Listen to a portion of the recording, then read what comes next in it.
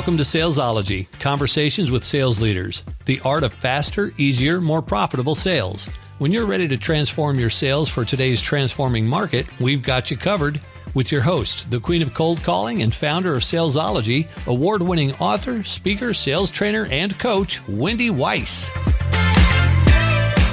Hi, welcome to Salesology, conversations with sales leaders, the art of faster, easier, more profitable sales. And I'm your host, Wendy Weiss. I am the founder of Salesology and the Salesology prospecting method.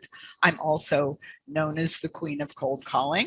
And today we have a very special guest. Jake Butzer is a partner and the chief revenue officer at Rocket 55. Rocket 55 is a digital marketing agency. They're headquartered in Minneapolis, and Jake he's been at Rocket 55 since 2015, and he's been in the digital marketing industry for over 10 years. He's served in numerous roles with business development, and that's been the core focus of most of his career. He tells me that he takes a very pragmatic approach when it comes to sales, and here's the really good part. He has contributed to Rocket 55's growth of over 30% for 2 consecutive years. So welcome, Jake. Thank you. Happy to be here, Wendy. Yeah. So what is the Jake Butzer story? How did you get into digital marketing? How did you come to Rocket 55? Give us the scoop. Good question. I started my career out of college in real estate, and that was right in the 2008 era, where real estate was very challenging at that time. And I recognized after probably 2.5 or 3 years into that, that I didn't really like that career. I went to school for advertising and public relations, and I wanted to get back into that field of marketing. So I left without having another job lined up. And essentially what I did is I kind of begged my way into a job at a digital marketing company and told them, let me prove it to you. They paid me almost nothing. And kind of the rest is history from there. So I helped that company grow pretty significantly. And then through my time there, I was introduced to the owner of the current company that I'm at, Rocket 55, and we just started a relationship. And I've always been infatuated with digital marketing and sales, and I think that the digital marketing landscape changes so quickly, and there's a lot of people and a lot of businesses that just need good guidance when it comes to sifting through the murkiness that can be digital marketing. I think that is very, very true. And I want to ask you about that in just a moment. But the first thing I want to ask you is, why Rocket 55? Where did that name come from? What is the meaning of Rocket 55? I'm always so interested when companies have really interesting names. I always want to know where they came from. So that's a great question. We have, our founder and our CEO, Stephen Ayers, is a very creative person. And when he was a kid, he would build tree forts in his backyard. And one of the tree forts he built, he named it Rocket 55. And so when he went to start the business, he thought back to his childhood memories of kind of like this unbridled creativity and freedom, and brought that name back to life with the digital marketing agency known as Rocket 55. Wow, I love that. Yeah. I love that. So let's pick up on something that you were just talking about, that you said, the general murkiness of digital marketing. So can you explain a little bit about what you mean by that? And for our listeners, business owners that either are investing in digital marketing or thinking about it to grow their sales, what are some of the pitfalls, things to avoid, things they should be looking for? Yeah, I think one of the things that we hear the most is that companies know that they should be doing digital marketing, and maybe they are doing digital marketing, but they don't know where they should be investing those dollars or if those dollars are providing a return. And the beauty of digital marketing is that you can track all of that. The other challenge right now, I think, is that there are so many different channels and avenues and platforms to spend money and invest to drive growth. I use air quotes for that because, a B2B business to advertise on Twitter may not be the right move. However, Twitter is going to try to get that advertising dollar and that spend. So we feel like it's our job to help sift through those channels for each individual client and identify the channels that are really going to be the most impactful for that business at that time and help them achieve their objectives. There's a lot of acronyms in our world: SEO, SEM, PPC. There's a lot of language that is sometimes hard to understand: CRO, SEM, that has a different meaning for every individual that you talk to. So there's these different things that we just kind of help sift through that, put some definition around it, identify the channels that are going to be impactful, and talk about those things in plain English and ways that the client or the business owner can understand, and they don't feel like we're speaking a different language. Well, I love what you just said about plain English, because we here at Salesology, we teach prospecting, and it is so important when you're speaking with a prospect. If they don't know what you're talking about, they're not going to set up an appointment with you. And I would imagine the same is true in your world with the alphabet soup that you just went through. That it's very confusing. Prospects often don't understand what all these different alphabet soup things are. That's absolutely true. And right now, the digital marketing landscape is becoming so complex with the advent of COVID and that changing really the dynamic of how businesses are going to market and advertising and trying to drive their business growth, where there was a 2-year span where trade shows just weren't happening. So a lot of those dollars got shifted to digital marketing channels. And that's was new for a lot of these businesses that had maybe never tried it before. So with the influx of capital and money that came into the digital marketing atmosphere, also increased the complexity and the sometimes channel viability, and the viability of some of the tactics actually decreased because of the influx. So I'm curious, what you mentioned kind of a before and after scenario with COVID, in that some of the channels that businesses used to use, like trade shows, they couldn't go to trade shows, so they started doing digital marketing. So is that trend continuing, or do you see it going back? Like, what changes do you think COVID has brought about that are permanent, and what changes do you think COVID brought about that maybe will revert back? Great question. I think what we're seeing is that a lot of these changes and the influx of money and strategy into digital marketing has remained pretty consistent since COVID. We are seeing companies start to open back up and do trade shows and more event-based marketing activities. And really what we're seeing is digital marketing can help accelerate those more terrestrial or more in-person channels and activities. So we're kind of coupling the digital channels and the digital marketing strategies with the trade shows and the in-person and event-based marketing. Could you talk a little bit about the difference between a marketing lead and prospect? Because I know there's always, almost always, this controversy between, in larger organizations, marketing and sales, where the marketing people or the marketing agency, they're working really hard generating all these great marketing qualified leads. And then the salespeople go, oh, no, I'm not going to do anything with that. That's terrible.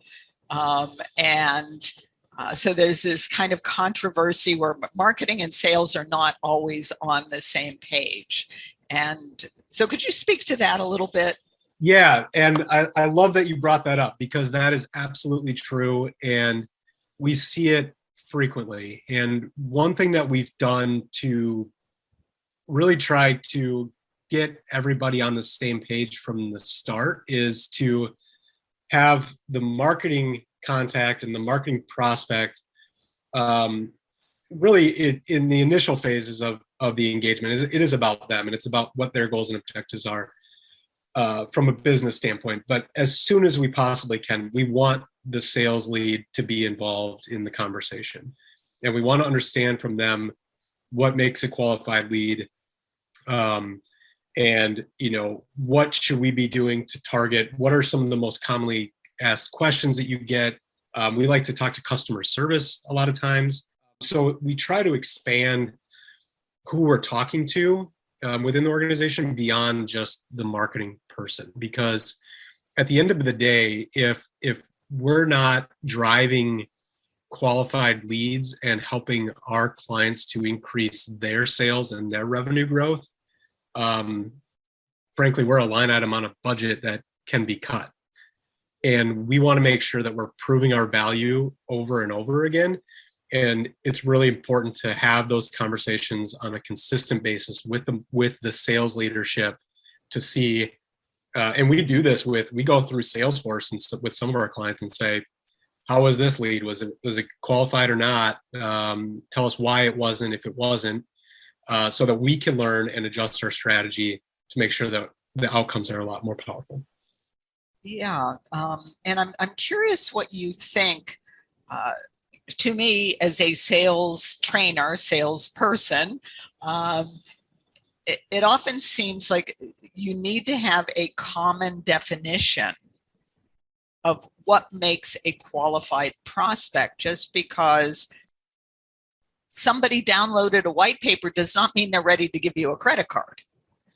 Right. So marketing and sales need to be on the same page of what's a marketing qualified lead and what is a sales qualified lead, and the salespeople should run with the sales qualified leads. That's absolutely right. And we had a shared definition and a shared vocabulary is extremely important. And we had an instance recently where the marketing leader had given us a geography to target. We targeted that geography. We generated leads in that geography. The sales leader then came in and said, no, we actually don't service those markets.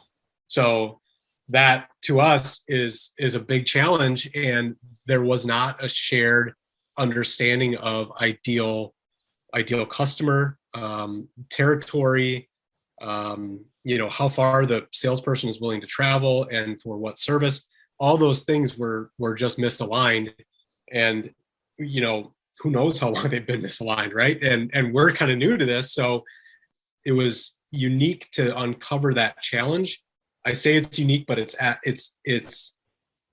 too common. It happens frequently where we're seeing misalignment between the sales and marketing, and I think the biggest thing that we can try to coach people to understand is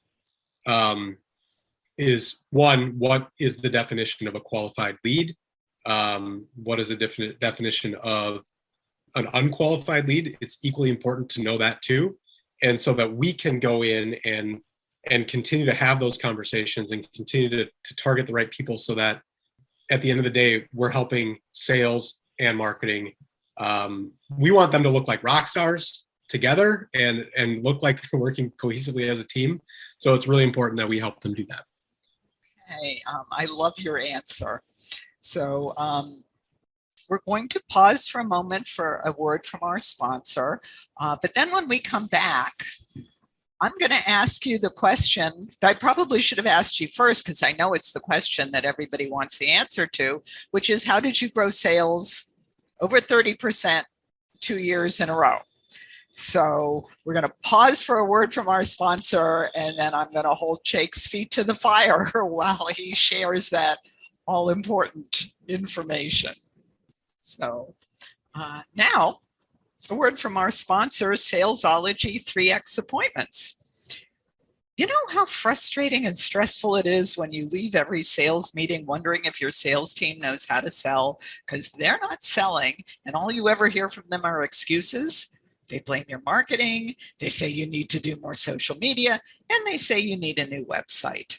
You know something's wrong, but you don't quite know what it is, and you're even starting to wonder if it's you. You don't have a lot of options. You could fire them all and start from scratch. That would be expensive. And you're sick of waking up in the middle of the night wondering how to fix this. Well, imagine instead that you have an easy-to-use, replicable system that ensures your team can easily schedule qualified appointments. And imagine that your team is excited and motivated, no more excuses, and you feel good. Salesology 3X Appointments can make that happen. So if you are a business owner or a sales manager with an underperforming sales team, let's talk. Click on the link to my calendar in the show notes, schedule a time, and I look forward to meeting you. So we are back with Jake Butzer. And I am now, Jake, officially holding your feet to the fire. Share with us, if you will, how did you grow sales over 30% in 2 years in a row? How did you do that? There is, the short answer is that there was not one magic bullet. And I'm going to back up a little bit. So through pre-pandemic, we had a very much an in-person sales process, and we wanted people into our office, and we wanted to make sure that they could kind of feel the Rocket 55 experience, so to speak. And when the pandemic hit, we had to shift completely away from that in-office experience. We have a really nice space in Minneapolis. There's a lot of activity. We had a lot of people in the office. We have about 70 employees. So there's just a lot of buzz and a lot of energy that contributed to, I think, this overall feeling with our prospects that this is the marketing agency for me. So we had to shift that. And really what we kind of moved to there's a couple things. One, from a prospecting standpoint, we got really clear on our target audience and who we were trying to go after from a new prospect standpoint. So that was really important. We wanted to make sure that we were targeting the clients that we knew we could be successful with, and that we had proven case studies to show what kind of success we've had in the past. That was one. Two, we started, looking at kind of all of our channels of growth and where revenue and new clients had come from in the previous years. And it's, pretty consistent. It's referrals, it's networking, it's upselling, and it's outbound prospecting. So we kind of looked at all those channels. We said, okay, well, we need to have a diversified set of leads sources. We can't just rely on one of these challenges to get us through whatever is at the end of this pandemic tunnel. So we really created a strategy for each one of those to make sure that if one of the channels didn't work, we had backups, and we still had a steady flow of leads and prospects that we could be continuing to qualify and bringing on as new clients. We've also kind of changed, I think, with back to not being in person. We started coaching more of our internal team on how to prepare and how to present in a sales meeting, and we started to really rely on them on a Zoom call. Frankly, we'd bring in the subject matter expert, and coach them on sales, and that proved to be very effective too. When the prospect can talk directly with the channel level expert or the subject matter expert or the designer or the developer that may or may not be working on their project. So we kind of pulled out all the stops from that standpoint. We really started focusing on building strong relationships and with our key contacts. Not that we weren't before, but building a relationship in a way where we're almost coaching them on how to continue to sell the idea and the strategies to their internal teams. And what that did is it has continued to, it's continued to prove really effective because we have this really strong relationship with our key contact that we get inside information from them a lot of times that helps us win the business, and we help them look really good to their peers, their team members, their leadership, and other stakeholders within the organization. So one of the things that we like to say is that we're a digital impact agency, and to us, impact means a lot of different things. It means impact to our clients' businesses, but one of the coolest things for us is that it's impact to even the individuals that we're connecting with and our main points of contact at those companies. Because when we can see somebody get a promotion or a raise and they're able to buy a new house, or they're able to buy a second home, or send their kid off to college, like that to us is really exciting and kind of what gets us up in the morning. So that's a very long-winded answer to your question, and I realize that there isn't, like I said, there is not one magic bullet. It is a lot of hard work, looking at every channel, dissecting it, and determining what that strategy is per channel, and then executing on it. Well, there are a couple of things that you said that I when you said them, I said, yes. And the first was that you had to define an ideal prospect. Yeah. Which I love that, because, and I'm sure you've experienced this with your clients, but I know when we're working with sales teams, lots of times, one of the first things we'll ask them is define that ideal prospect. What's the target? Who are you going after? And they'll say things like, oh, any company that has 10 to 50,000 employees. And that's just really not going to fly, whether it's prospecting or digital marketing.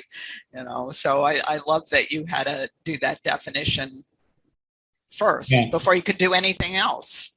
And that's something, Wendy, to be candid with you, we continue to refine that frequently. We actually went through an exercise yesterday, to kick off an exercise yesterday, I should say, where we are going to even get more granular on who that prospect profile is, both from a company standpoint, but also from the persona and within that company and the main point of contact. Yeah, the more granular you are, the better it all works. Yeah, exactly. Yeah. And the other thing that I loved was that you do outbound, because I think a very common misperception is that, oh, I'm going to do digital marketing and I never have to talk to anybody again. And that is actually not true. So that is not true. Right. That is not true. As a digital marketing agency, we recognize that. And we do our own marketing, of course, and we do get leads from that. But from a sales standpoint, we have to be aggressive and still go and we got to hunt. We got to hunt for prospects. So I wanted to ask you, because I know you can't turn on the news these days or read the paper without hearing something about a recession is coming, and that everyone's talking about the inflation that's happening right now. And so there was something very interesting I read on your website, but I'm just going to read it now. It's from the Harvard Business Review. It's well documented that brands that increase advertising during a recession, when competitors are cutting back, can improve market share and return on investment at a lower cost than during good economic times. So could you talk about that a little bit, dealing with, if the inflation that's going on now, and then if indeed we are heading into a recession, perhaps by the time we air this podcast, we will be in a recession. And so how does a business owner have to think about this? Wendy, with economic downturns, frequently the most common thing that we see has been marketing budgets are typically the first to get cut. And with organizations that don't cut marketing budgets, they use that as an opportunity to double down on their efforts. And efforts may not be as productive as they were in the past, but they have the opportunity to capture more market share from their competitors that may have slowed down their marketing and advertising efforts. So, one of the things that I heard recently was that in good times, our job is really easy, and the client is, the wind is at our back, and we're generating leads, and we're seeing traction from the marketing. It's really in the hard times is where we are probably the most effective and where our clients need us the most, because we need to outsmart and be very intelligent around where we are spending those dollars, because we think of them as if they are our own money. They're our own dollars being spent. And we want to make sure that every dollar is going as absolute far as it possibly can to generate leads and generate traffic and awareness for our clients. So we think about it in a way where we want to be very wise, very intelligent about where the money is being spent, because there's within fluctuation of all these different businesses turning advertising on and off, it becomes a very challenging, cluttered marketplace. So we have seen businesses through the pandemic absolutely skyrocket because of our efforts and how we were able to laser focus their advertising dollars and their marketing efforts on the channels that were going to be most impactful.